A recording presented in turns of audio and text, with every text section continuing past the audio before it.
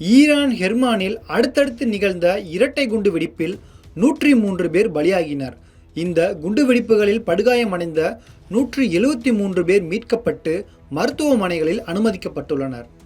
2020ஆம் ஆண்டு அமெரிக்காவில் ட்ரோன் தாக்குதலில் ஈரானின் புரட்சிப்படை தளபதி காசிம் சுலைமானி கொல்லப்பட்டார். இதனால் அமெரிக்கா மீது ஈரான் கடும் கோபத்தை வெளிப்படுத்தியது. ஆனால் சுலைமானி படுகொலையை அமெரிக்கா அப்போது நியாயப்படுத்தியது. குறிப்பாக அமெரிக்க அதிபராக இருந்த ட்ரம்ப் இப்படுகொலையை நியாயப்படுத்தியிருந்தார். இந்த பின்னணியில் ஈரானின் கெர்மானில் காசிம் சுலைமானி கல்லறையில் பெரும் எண்ணிக்கையிலான பொதுமக்கள் அஞ்சலி செலுத்த இன்று கூடியிருந்தனர். அப்போது அடுத்தடுத்து 2 குண்டு வெடிப்புகள் நிகழ்ந்தன. இந்த இரட்டை குண்டு வெடிப்பு சம்பவங்களில் தற்போது வரை 103 பேர் கொல்லப்பட்டுள்ளனர். மேலும் படுகாயமடைந்த 173 பேர் மீட்கப்பட்டு மருத்துவமனைகளில் அனுமதிக்கப்பட்டுள்ளனர். இந்த இரட்டை குண்டுவெடிப்பு சம்பவம் ஈரானை அதிர்ச்சியில் உறைய வைத்துள்ளது.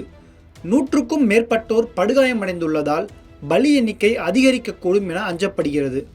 முதற்கட்ட விசாரணையில் வெடிகுண்டுகள் ரிமோட் மூலம் வெடிக்கச் செய்துள்ளதாக தகவல்கள் கிடைத்துள்ளன. ஆனால் குண்டுவெடிப்புக்கான காரணம் குறித்து அதிகாரப்பூர்வ தகவல்கள் இன்னும் வெளியாகவில்லை.